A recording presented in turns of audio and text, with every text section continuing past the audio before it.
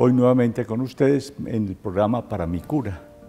He encontrado entre los jóvenes que Dios ha puesto en mi camino a un muchacho, bueno, un joven ya profesional, pero que conozco desde niño y él me conoce a mí también, no desde niño, pero sí ya como sacerdote adulto, Juan Camilo López. Bienvenido a este espacio, Juan Camilo. Muchas gracias, padre. Un saludo a todos. Comencemos por presentarnos. ¿De dónde vienes tú? ¿Cuál es tu familia? ¿Cómo está formada? Bien, padre. Mi familia somos 5. Soy el mayor de 2 hermanos, vivo con mis 2 papás. Y empezó esta familia en Manizales. Mis papás y yo somos de Manizales. ¿Por qué se vienen a Bogotá? Primero nos fuimos para Barranquilla por motivo del trabajo de mis papás y allá nació mi hermanita, que ahorita ya está en la universidad. Y ya después también por motivos laborales nos vinimos para Bogotá y en Bogotá nació el chiquito que está en el colegio. Bueno, tú llegaste a la Central de Juventudes como niño. ¿Cuál fue la experiencia que te llevó a encontrar esta obra? La primera vez que fui para la Central fue a rezar una novena en la capilla y en esta novena nos antojaron hacer un encuentro de familias que se hacían en Semana Santa en esa época y posteriormente ese mismo año me invitaron a hacer CLIP. ¿Qué significa CLIP? CLIP es el curso de liderazgo prejuvenil que se da en la Central de Juventudes para jóvenes prejóvenes, entre 11 y 14 años. Bueno, esa experiencia CLIP, ¿qué recuerdas? Me acuerdo que se intentaba acompañar el paso de la fantasía, por decirlo así, una edad más madura. Tenía 12 años cuando la hice y recuerdo que todo se ambientaba en torno a este combate épico y la caballería, todo lo caballeresco. Entonces los participantes éramos caballeros y las personas que nos apoyaban como los responsables de nosotros eran nuestros escuderos y todo llevaba esa dinámica. ¿Eso dejó una huella en ti? Sí, padre. ¿Qué tal? ¿Cómo la valoras? Me quedó mucho el concepto de ese forjar el carácter, ese apuntar a ser un joven caballero ya no solo desde la fantasía, sino justamente desde los valores cristianos. Y pues todo esto a través del juego. Entonces quedaste con un concepto de ser caballero, humanamente hablando, pero en lo cristiano, caballero de Dios. Sí, padre. Bueno, tu evolución sigue, tu crecimiento, pasas ya al bachillerato y haces la escuela de líderes. Sí, padre. Cuéntame algo de ello. Estamos ya en el año, me parece que 2010. Hago escuela de líderes a mitad de año, tenía 13 años apenas. Fueron 3 semanas, recuerdo muy bien, en las que me fui acostumbrando a llevar una rutina en la que pues, me despertaba temprano, hacía ejercicio, me bañaba con agua fría, todos los días iba a misa, que justamente se parece mucho a lo que intento lograr de hábitos hoy en día, retomar eso. Y pues tuvo una duración de 3 semanas en las que recibíamos pues, distintas formaciones y distinto pues, acompañamiento, todo pues, en torno a lo que es la formación del liderazgo integral. En la Central de Juventudes hablamos en el campo de la formación de ideas fuerza. ¿Qué idea fue la preponderante que haya quedado en ti en la escuela de líderes? Un concepto que a día de hoy todavía, más tarde hablaremos, imparto en charlas que doy, es el concepto integral de persona humana, que es esta ayuda pedagógica para entender al ser humano haciendo una división pues, artificial entre lo que es su cuerpo, su alma y su relación con Dios. Ese concepto es el que a día de hoy todavía manejo en el apostolado y da fuerza la orientación hacia la disciplina. A día de hoy me estoy hoy mismo levantando temprano, haciendo ejercicio, duchándome con agua fría y yendo a misa. Yo fui director de escuela de líderes durante 10 años y he visto el recorrido de muchos. Y de ya personas mayores, la Escuela de Líderes ya lleva más de 50 años. Y he encontrado que una idea fuerza marca la vida de un hombre desde que la capta hasta su madurez última. Elkin Patarroyo me dice, definitivamente la vida vale la pena vivirse cuando uno le sirve a la humanidad. Y eso es lo que él está haciendo hoy. Y eso lo aprendí en la Escuela de Líderes. Ese es el impacto de una idea fuerza. Entonces sentí el concepto de persona humana. ¿Cómo lo vives y desarrollas en tu actividad diaria? Mucho de mi relación con Dios se lleva hacia conocerme a mí mismo, es saber quién fui pensado cuando Dios me pensó y acercarme más a ese Juan Camilo que Dios pensó. Entonces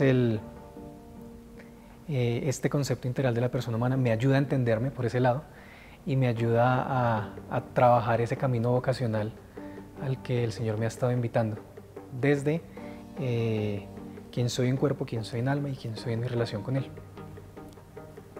Yo descubrí un libro, Ilustrísimos Señores, de Juan Pablo I, y ahí una carta a Mark Twain. El título de la carta es Tres Juanes en un solo Juan. Y empieza la lectura, el primer Juan, el que yo creo que soy. El segundo Juan, el que los demás ven en mí y creen que soy yo. El tercer Juan, el que Dios quiere que yo sea. ¿Descubres que esto es aplicable a tu vida? Sí, Padre. ¿Cómo? Justamente va por la misma idea. Pensamos que este llamado vocacional que cada uno tiene es llegar al quien yo debo ser. Y para llegar al quien yo debo ser, primero tengo que saber quién soy ahorita, qué me falta, y de ahí me nutro justamente de lo que cada uno me dice que soy yo y de lo que yo he visto que estoy siendo. Y lo que Dios quiere que seas. Allá Ese es el punto más importante. Entonces el autor, Juan Pablo I, dice, de todos los Juanes, el más importante es el que Dios quiere que yo sea. Pero bueno, hagamos una pausa.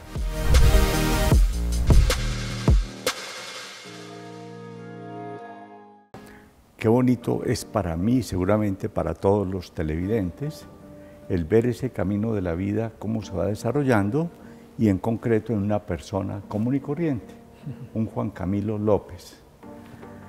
Bueno, este Juan Camilo López pasa a la Escuela de Líderes, termina su bachillerato, viene a la universidad. ¿Qué escoges? ¿Por qué escoges? ¿Para dónde vas? Empiezo a estudiar matemática pura. Primero en la Universidad de los Andes, motivado porque era en lo que me iba bien en el colegio principalmente, pero durante la carrera le fui agarrando aún más el gusto a ese lado de la ciencia. Matemática pura. ¿Para dónde va? Digamos que en la carrera me enamoro de la consistencia, digamos como del concepto que en la misma carrera se maneja de lo que es verdadero, de lo que es la verdad. Por poner un ejemplo, en un ámbito matemático, Padre, si usted y yo estamos en desacuerdo, podemos tener la certeza de que alguno está equivocado.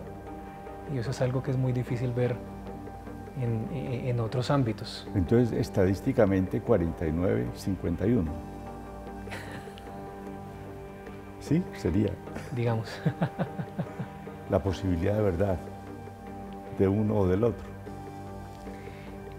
No tanto, porque en matemáticas la verdad muchas veces es, no tanto estadísticamente, sino puntualmente. 100%. 100%. Uy, me hace falta a mí matemática. Y entonces estuviste en los Andes, una universidad de prestigio, de élite.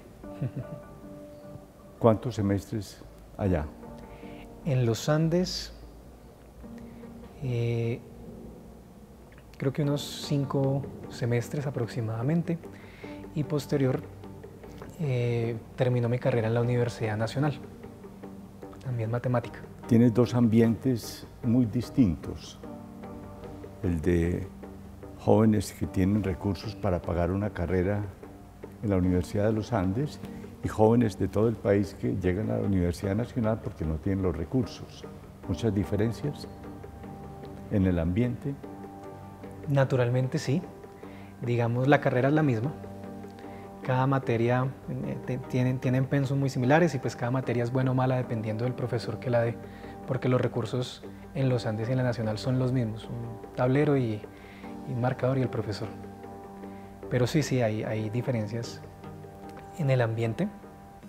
Me di cuenta que, por ejemplo, en la Nacional es más fácil hacer actividades paraacadémicas que en los Andes, por las mismas facilidades de horario que permite cada universidad. ¿Y qué tiene que ver Dios en tu carrera profesional de matemático? Esto es un pensamiento que yo he estado desarrollando justamente. Tengo la idea de que la forma en la que se construye desde la teología del magisterio es muy similar a la forma en la que se construye la matemática. Ambas siguen desde un punto de partida un método consistente. Entonces el encontrarme yo, después de analizarlo, digamos yo, al nacer y crecer en una familia creyente, pues toda la vida he tenido la fe, pero un momento de convicción fue enfrentarme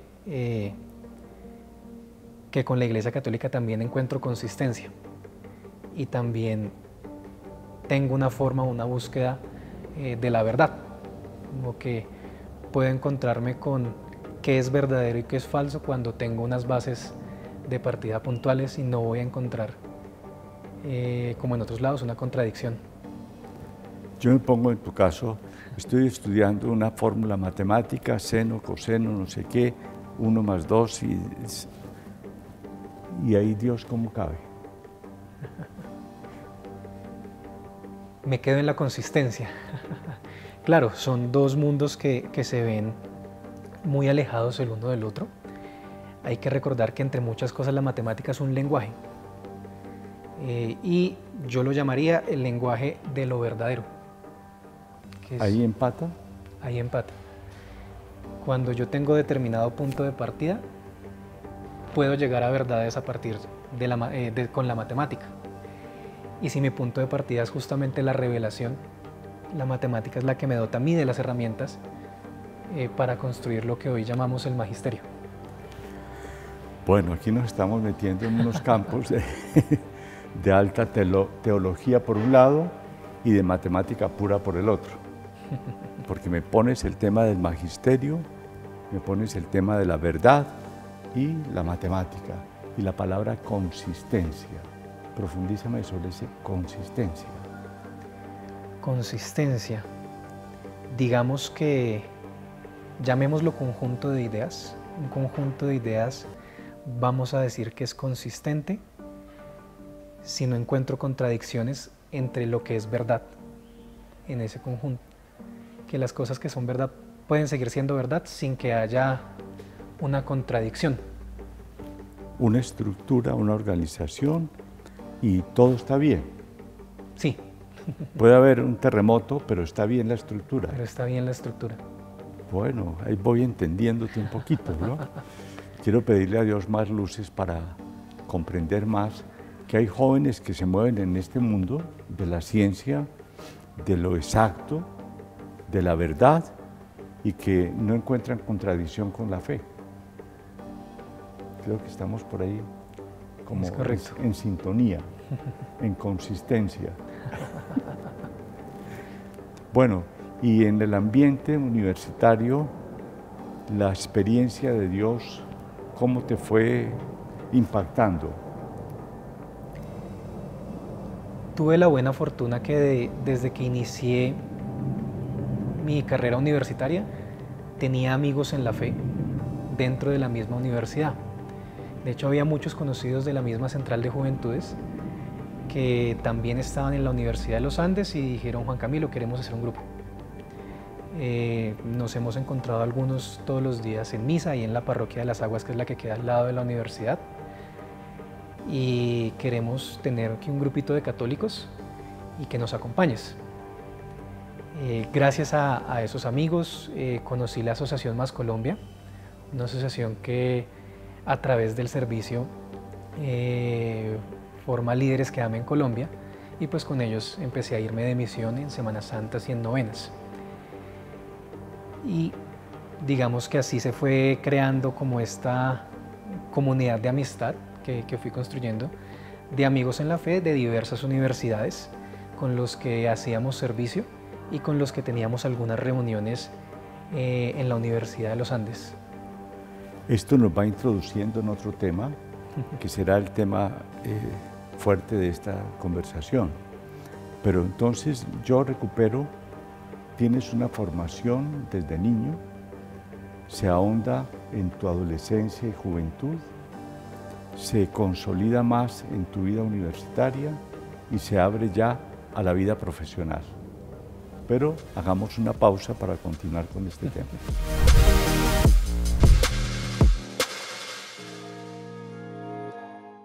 Más Colombia es un concepto que da la sensación de crecimiento, de entregar algo, de no quedarse quieto. ¿Cómo conociste esa experiencia? Con esta comunidad de amigos que hice, principalmente en la Universidad de los Andes, ellos primero me invitaron que a una hora santa, donde me iban a hablar de un proyecto de hacer red entre universidades católicas. Esa fue la primera invitación. Fui a esta hora santa, conocí a algunos amigos que a día de hoy siguen siendo amigos míos muy buenos, de otras universidades, y formamos algo que se llamó en su momento Reeduca, que era Red de Estudiantes Universitarios Católicos. Y muchos de ellos hacían parte de la Asociación Más Colombia y me insistieron, estamos ya en el año 2015, si no estoy mal, sí, 2015, en que fuera en esa Semana Santa a las misiones. Y tuve pues esta primera experiencia de misiones, fue en San Francisco de Sales, en la que pues participé de la mano de la Asociación Más Colombia. Bueno, voy a hacer un paréntesis con una anécdota. Un día usaste la palabra hora santa. Un día el padre Carlos Saúl invitó a unos niños a una hora santa. Y entonces el niño le pregunta al padre: Padre, ¿cuánto dura el minuto de Dios? Entonces el padre le dice: no, el minuto de Dios dura más o menos 5 minutos. ¿Y una hora santa? Se imaginaba 5 horas, ¿no? Matemática de niño. Cierro el paréntesis. Bueno, y entonces allí, en el desarrollo de esta experiencia de misión, vas encontrando otra idea fuerza. Sí. Que se realiza hoy en una experiencia que la denominan Sin Medida. Háblame de esto. Sin Medida nace justamente de la mano de uno de los amigos que hice en Más Colombia, se llama Iván, y él motiva un grupo de estudio en la Universidad de los Andes. Digamos que nos reúne como la experiencia de algunos de haber sido de alguna manera, o habernos sentido más bien de alguna manera, discriminados por la fe o tomados por no muy listos en el ámbito universitario cuando nos expresábamos creyentes. Entonces, con esa motivación, ¿Un bullying? Más un desprestigio intelectual. Sí, ya. Sí, no había ataques, pero sí había comentarios sobre todo. Entonces se crea este grupo de estudio en el que nos motivamos a leer un poco de doctrina, leer un poco de historia, como todos esos puntos en los que se suele atacar la fe. Entonces era un grupo de apologética en un principio, Luego, las personas de este grupo que habíamos formado antes cuando yo empecé la universidad, ese grupo se llamó Talita Kumi, duró más o menos un año, vieron que nos estábamos reuniendo y dijeron, uy, todavía tenemos ganas de tener comunidad. Y este grupo de estudio se fue transformando en un grupo que hacía otras cosas. Entonces empezamos a meter espacios de comunidad, no solo de estudio, empezamos a meter espacios de oración y empezamos a meter también espacios de servicio con unos refuerzos escolares que empezamos a dar para los colegios de la zona. ¿Y Sin Medida qué es? Sin Medida, el nombre viene algunos meses después. Estábamos en crisis de identidad, ¿O quiénes somos? de quiénes somos y más bien cuál es el plan de Dios con esto que está suscitando, porque nos queremos reunir, queremos estudiar, queremos orar y queremos hacerlo en las universidades, es la primera motivación. Sin Medida viene de esta frase que a veces se le atribuye a San Agustín y a veces a San Francisco de Sales, de la medida del amor es amar sin medida. Y por eso, para los que alguna vez vieron el primer logo de Sin Medida, es una cinta métrica que se va borrando la medida y se convierte en una cruz. Entonces esa es la motivación del nombre y del primer logo. ¿Y qué hacen? En ese momento éramos comunidad en las universidades. Empezamos a tener nuestras reuniones, primero en la parroquia de Las Aguas, luego dentro de los espacios universitarios, y empezamos a preguntarnos esa motivación de, bueno, el deber del laico, empezamos a leer un poco de magisterio, el deber del laico es hacia el orden, hacia ordenar o gestionar los asuntos temporales a miras de colaborar en la construcción del reino. Entonces nos encontramos con este concepto de la doctrina social de la Iglesia del bien común. Necesitamos promover condiciones necesarias en el campo universitario para que a la comunidad universitaria, individualmente y de forma grupal, les sea más fácil acercarse a Dios. Entonces empecemos a promover condiciones. Esa fue la motivación después de hacer esa reflexión de para dónde íbamos. Y digamos a día de hoy pues empezamos a irnos a otras universidades. Actualmente estamos también en la Nacional, estamos en la Javeriana, estamos en la Universidad del Rosario, estamos en Medellín empezando, en la EAFIT y en la Pontificia Bolivariana. Y la motivación es esa: ¿qué condiciones necesita la comunidad universitaria para justamente acercarse más a Dios? Entonces en los campus hacemos charlas formativas, hacemos momentos de oración, momentos de juego, de comunidad. Para profesionales solemos tener espacios formativos por fuera de los campus. Esta hora santa en la que conocí a sus amigos hace varios años, la seguimos haciendo los primeros viernes desde entonces y a día de hoy la seguimos haciendo.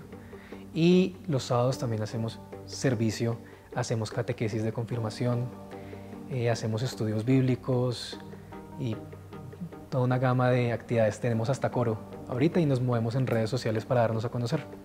Bueno, esto es interesantísimo e importante para muchos jóvenes de esas universidades y de otras que quizás les hace falta eso. Por eso vamos a cerrar. El tiempo en televisión es rapidísimo y quiero comentar que nos conocimos más en un retiro espiritual en la Laguna de Pedro Palo, en la capilla central de Juventudes, y que ustedes son un testimonio que vale la pena mostrar a muchos. Yo quiero terminar con una oración para que esta experiencia de Sin Medida pues llegue a muchos corazones y crean que de verdad se puede vivir el cristianismo, la fe, dentro de los ambientes difíciles de la universidad. Que el Señor entonces nos ayude a todos a comprender que la fe no es para esconderla, sino para sacarla, que como el Papa nos ha pedido que salgamos y que vayamos, pues también encontremos con quién ir y en este tiempo de sinodalidad podamos de verdad caminar juntos. El Señor te bendiga a ti y a todos los jóvenes que participan sin medida, en el nombre del Padre, del Hijo y del Espíritu Santo. Amén.